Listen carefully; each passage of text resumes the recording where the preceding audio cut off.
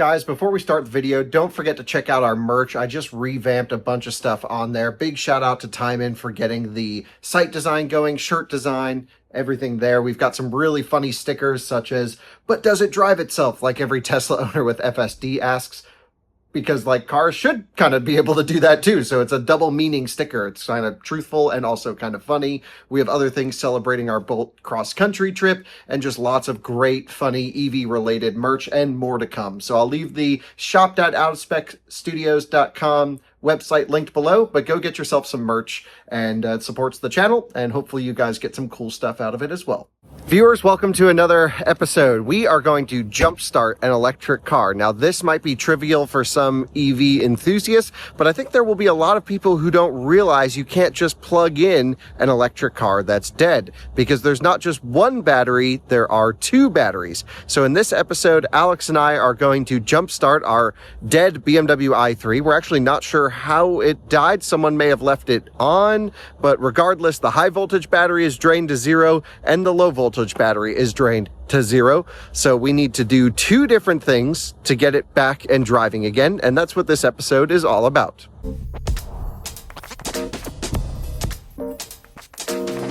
Every electric car uses essentially two different battery systems, unless you have a Selectria Force. Right.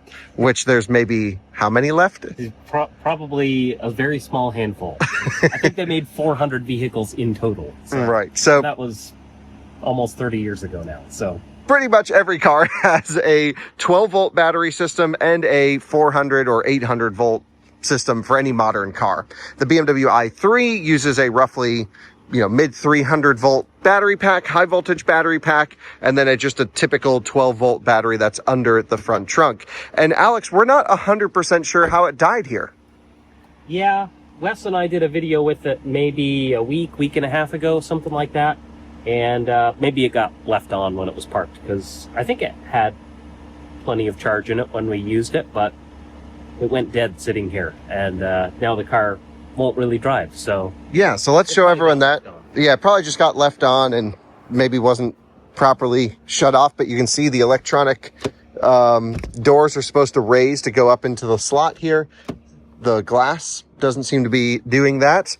And if you look over here, the car has no response to any input. Now, this is common for sometimes if Teslas sit for a really long time, they'll just go dead, or really any electric car. Yeah, I mean, if any electric car gets fully discharged and goes, fully dead on the high voltage battery, you lose support for the low voltage battery. So usually they'll go dead fairly quickly. Yep, totally agree. And so, yeah, basically the high voltage battery's job is to keep the 12 volt topped up. When this runs out of juice, you can't charge that. So to pop the front trunk in the BMW i3, you have to get access to the 12 volt battery. In this case, it's that little tab. You should be able to open the front trunk now, Alex. I think it may have already been unlatched. I closed it fully yesterday when we were messing with it. Yep, it just was a little bit unlatched. And the positive and negative terminals are going to be in a different place on every car. Now, this is what makes it frustrating. Some cars are very easy, like your Fiat 500 electric, right, where there's just a 12 volt battery right there, smack dab in the middle. Yeah, a lot of 500Es do have a plastic cover under here.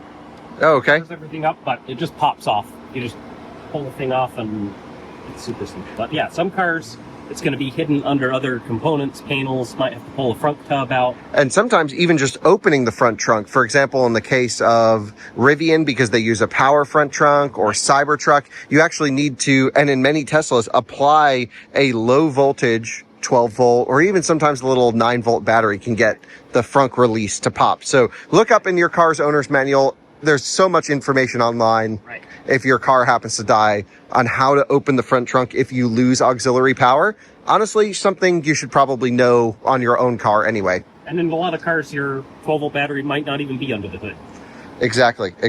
Yep, totally. So now what we need to do is we need to get low voltage power to this car so that it can wake up enough to get plugged in with either AC or DC charging. A lot of times I'll see cars get towed to a supercharger or a DC fast charger. They're plugging it in and nothing's happening. And it's because the 12 volt has already gone dead. Right, exactly. So All right, bumper, we'll get these hooked up and then we'll get the car plugged in and it should just go fairly easily. So 12-volt battery on the i3 is behind this panel. They're just kind of held on with Velcro. And the 12-volt battery lives way back here under the cowl. And again, your 12-volt battery is going to be in many different places depending on what car you've got.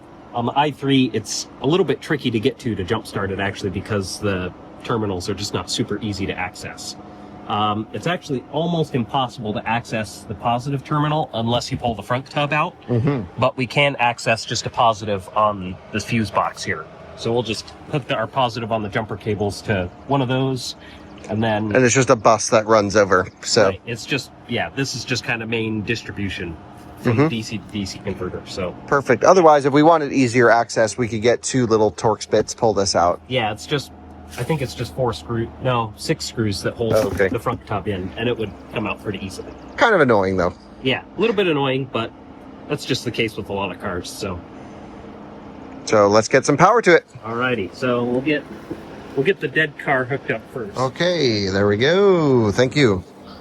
So now let's load up the 500. It's important to remember a lot of electric cars don't suggest jump starting other EVs. Right. Yeah, I mean, you don't want to blow fuses in your DC to DC converter or something. Exactly. The main thing that you don't want to do is you don't want to jumpstart a combustion car off of an EV because you're going to have a high cranking load. Right. But to jumpstart another EV, usually it doesn't take a lot of power. We are up and we are in life. You can see the high voltage battery is at 0.0% and the car is showing drivetrain malfunction. Let's keep the car off and let's immediately get it plugged in to a DC charger. In this case, now that we have support power running to it, we should be easily able to plug in our ChargeRig's mobile DC fast charger. This thing just always comes in handy. It seems like we're already on with this. We're on, yeah, I powered it up. We're at 99.8% state of charge.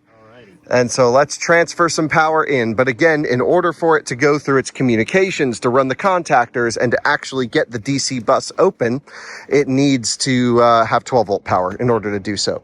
So now we're plugged in. Now the thing is, as soon as it starts DC charging, Alex, it should keep, assuming it's tuned well, the DC to DC on. Yeah, exactly. And then we can remove 12-volt support power, and it should just get it from the high voltage battery at that point. Will it charge from 0? This is always the scary question. It is charging. All right, ramping up power. Yep, we're at 1.8 kilowatts. It is common for a lot of electric cars to charge really slow when they're super discharged, just to pull them off bottom pack voltage. It's ramping up pretty good though on this one. Yeah, we're at 10, 14, and it's working its way up there. That's definitely a very sad battery in that car at the moment. For sure. And there we are, 2732 kilowatts. All right, let's pull 12-volt support power so we don't burn up the leads. Because yesterday we jump started and they were getting a little toasty.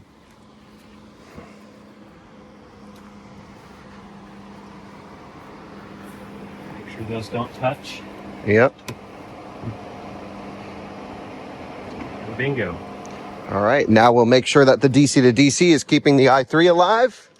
And it is. I can see the screen is on. And I can see that it is charging. Do you know the BMW i3 suggests a 78-mile range at 100%? It's what? It's saying it'll get 78 miles. That's a very optimistic number for this car. But she's juicing. Like 15% of its capacity? Yeah, I think around 15% degradation on this car. And what year is this one? A 14? I think this one's a 14. Which is the first year. Yeah. Does it even say? Where is the, oh, it's on the front of the door. 15. Oh, it's actually 15. end of 15. November 2015. So oh, no it might way. even be a 16 model year. That would be cool. Is the window still not going? Maybe it needs to be recalibrated. Nope, there it goes. It's working. Sweet.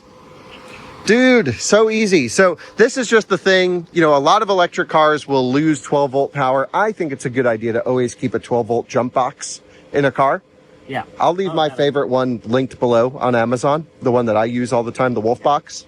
And they've also been a sponsor of the channel in the past. You can always carry jump leads and have a friend help you out as well. Yeah. But sometimes if you want to be self-sufficient, good idea to just keep a 12-volt jump pack in your car, always charged up and ready to help in case of need. For now, we're gonna let this i3 charge all the way up. It's already put in over a kilowatt hour, and that'll give it hopefully enough time to run the DC to DC to charge up the low voltage battery pack. That little battery, just an AGM, I shouldn't say pack, but the battery. Right. Yeah. And that's it. That's as simple as it is. Pretty sweet. Well, thanks y'all for watching, and there we go. We've revived the i3. It works. Fun day at the office. See you on another one again soon. Bye-bye. So, it's now after the video's over. Oh, did it just end? It's charging at 1 kilowatt. No, it's still going. Do the i3s top charge like this? I don't think they charge that badly. I know that when we did the Fizz, they, like, above 60%, it just charges like garbage. But was it single digits at 90? I know at like 98. I don't think they ever charged it that high. But we brought it here and did all the track tests with it. Right. I don't know. It doesn't feel right. But anyway, it took 18 kilowatt hours, and now we're under 1 kilowatt. We're under 1 It just showed 0.99. Now it's just sitting at 1. I kind of just want to let it... Let's see what happens. No, I'll put it on the AC charger and let it top calibrate. It's probably not a bad idea for the battery just to get balanced up. It's showing 72 miles right now, and it can go to 79. I'd be really curious to plug a scan tool into it to see if there's one cell that's just bouncing off 4.2. Yeah, when I looked at all the cars here a few weeks ago, I don't think I actually looked at all the cell voltages on this, so maybe we should do that. Let's do that. We'll keep it charging, and we'll pull up, get the Autel, and see what's going on, because it doesn't seem right. I mean, I've charged a lot of i3s in my time, and they don't charge that slow at 91%. And it's just sitting, right here at 1. So let's run up, grab the Autel, and come back down. Check it out. Sounds like a plan. Shout out Charge Rigs for being able to deliver under 1 kilowatt consistently. That's actually most DC chargers would just give up. It's actually down. It's all. Look at that. It just hit 750 watts there for a second. Yeah. Let's see what the battery pack's showing, because it still shows 91%. Let's see. This is ancillary, interesting content for the viewers. Yeah, you should be able to hit auxiliary climate control. It still shows a drivetrain malfunction, interestingly. Brake service, we have new brakes coming for this. Yeah, I got to order the parts for that. With the climate on, the range has dropped to a more realistic 60 miles. Even that might be optimistic for this car. I bet you could do... Maybe at low speed. So the lake house is like 45 miles from here, and I've done that drive a bunch. Okay. And that's about 10% buffer. So tell everyone what this tool is, Alex. So this is my Autel diagnostic tool. This is specifically an MS909 with the EV add-on package. Mm-hmm. Similar to what I have. Right. You've got the Ultra, which is the big boy one. But they do the same thing. And they also do, I think they have another one now that they have the EV packages available for as well, but I don't remember which model. Mm-hmm. But anyway, we'll go to New Energy. We want to go to, we'll just search for BMW. And on the i3, oops, don't care about that. Standalone, there we go. On the i3, it won't do the VIN read. You have to select it manually. Oh, really? But this should be saved in here or no? Oh, never mind, because it's just the model you're looking. So IO1 was the i3, right? Yeah, let me actually go back here, because what did I... Yeah, you're good. I-Series. Yeah, I-Series. Yeah, it should be IO1. Mm-hmm. Connect. Did you click auxiliary climate control? Just push 1 on the dash. There you go. Now it should crank on the AC compressor for you. I have it hotkeyed if it remembered. Oh, really? Yeah, probably didn't. Yeah, it probably lost all calibration. Click through the brake system warning and confirm. Now press 1. Nope. Let's see. So actually turn the car off And back on. Won't let you go fully on while it's connected to the charger. Okay, no problem. Thought that you could run. You can. Whatever. Okay, so we're in here now. So we want to look at the battery specifically. So we're going to go to high voltage system diagnostics. And then we want to do storage management electronics. That's what they call it instead of the BMS. Really, storage management electronics. Right, because it's your energy storage device, right? Yes. Comment below if you think we should upgrade the battery in this car. Battery pack information. Yeah, there's some pretty interesting aftermarket batteries. Yeah, there's a 154 amp hour. Right, 154 amp hour, which I think is like 54 kilowatt hours. Yeah, in the region. Oh no, network error. That's the same thing we ran into on the other BMW. Where it... Well, that might be a network error. It might want to see Wi-Fi. Well, we have Wi-Fi. Yeah, I do have Wi-Fi, but it's a really weak connection here. Yeah, she's loading. Let's give it a second. So, Alex, we've got the Oddtail up and running now. Right, we've got the Oddtail connected. So it says 100% state of health, which definitely is not accurate. Only 7 millivolt pack voltage delta, which is actually fantastic. Let's see, do we have... We have one hot cell in there in terms of voltage. Yeah, well, so that's but it's pretty clean. So that's just the highest voltage and the lowest voltage. That's all it's telling you. It's there. pretty balanced, dude. Yeah, I mean, 7 millivolts is great. Let's see, do we have... limit, lower limit? So it's at 94% state of charge. And why does it have... It's climbing pretty quick. Oh, it just completed charging, I think. Did it? Yep, at 94.5%. It just clicked off. Oh, and now it just went down to 94. Yeah, so it must have clicked off. So I wonder... It probably hit the lower end of the power limit on the DC charger, I'm sure. Right, I bet that's probably what happened. Battery calibration capacity... 83%. 83%. Capacity estimate percent relative to nominal capacity, 102. What does that mean? Not really sure. 30 C max temperature. This thing's a 96S 1P pack. Right. Big prismatic Samsung cells. Mm-hmm. I think they're 63 amp hour cells, if I remember right. Yeah, 64s. The BMW or the Fiat 500e uses the same cells, but it has one extra. Right. It's 97S, which is just super weird. Freakishly weird.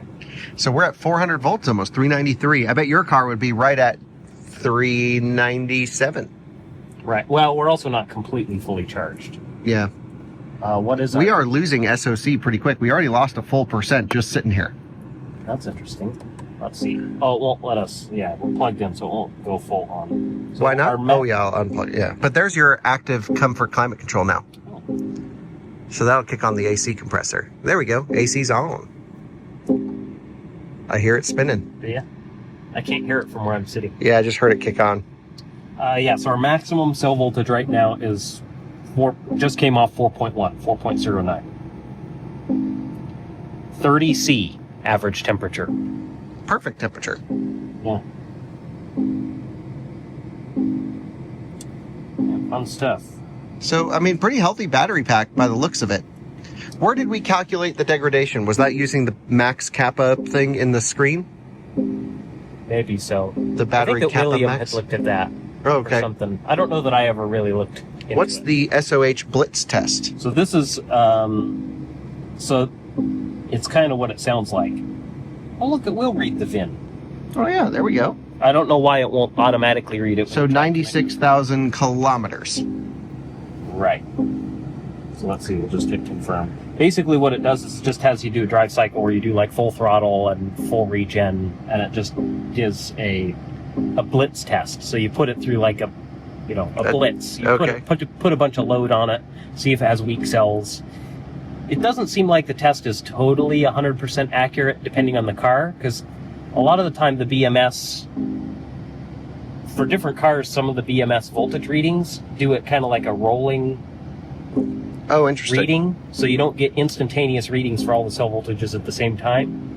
So it can kind of throw things off a little bit. But anyway. Yeah, not needed. There's also thinking of a different test. Maybe this is a different one than what I was thinking. This is still reading. Test completed. Oh, okay. So maybe mind. it is different. Report generation in progress. Yeah. SOH. There is a different test that does that, but maybe it's not the BITS test. Interesting. So what could this have done in that time, other than just read Just data? reading a bunch of data. It might be just be reading all of the data to put together a report, so you can print it out, give it to a customer, or whatever.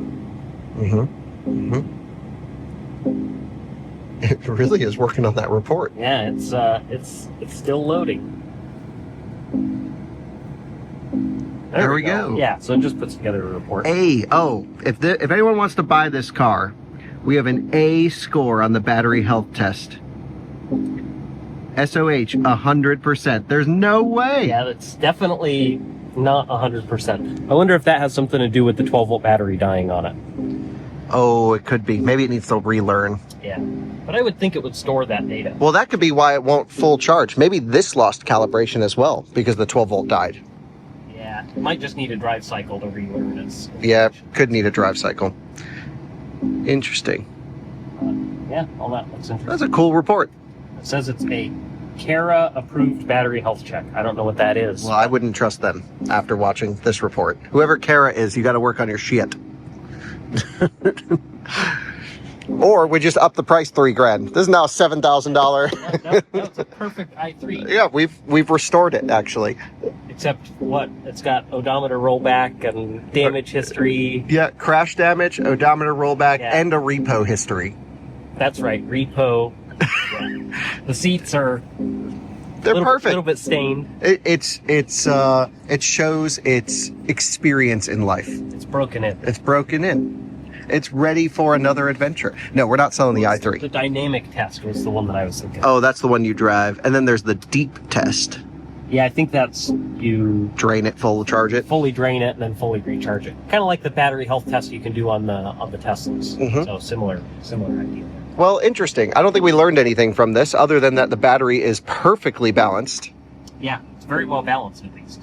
So that's good. got that going for it. And I'm going to go throw it on the AC charger and see if that calibrates 100% again. We can get it topped up. Get it topped up. I'll drive this up if you don't mind bringing the Rivian up. Sweet. All right. Let's do it.